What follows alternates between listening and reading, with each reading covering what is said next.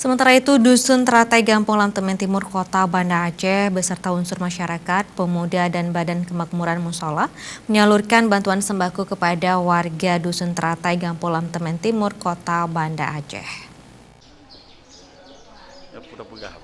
Sejak pemerintah Kota Banda Aceh membatasi aktivitas warga untuk memutuskan mata rantai penyebaran virus corona, masyarakat sekitar Dusun Teratai Gampung Lamtemen Timur mengalami imbas dari kebijakan tersebut.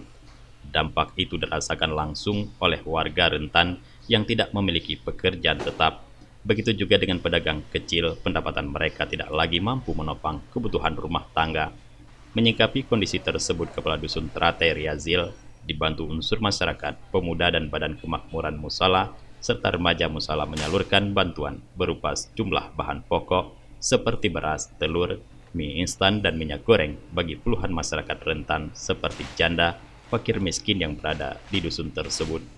Kepala Dusun Teratai Riazil mengatakan pihaknya memiliki program bantuan untuk masyarakat menghadapi bulan suci Ramadan, namun melihat fenomena yang terjadi saat ini terkait pembatasan aktivitas bagi masyarakat di Kota Banda Aceh, khususnya Dusun Teratai, Gampung Lamtemen Timur, maka pihaknya menganggap penting untuk menyalurkan segera sembako kepada masyarakat.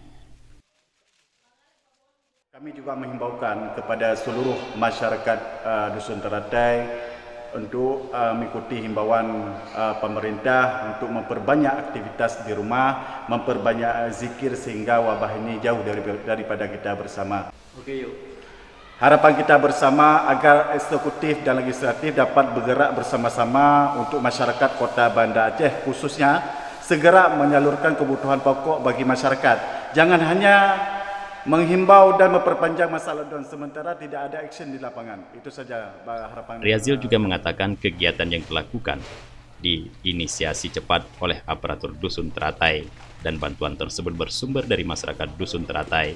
Menurutnya, tidak berhasilnya pemerintah Kota Banda Aceh memberlakukan lockdown masyarakat adalah faktor masyarakat ekonomi bawah yang bekerja sehari-hari untuk mendapatkan makan satu hari.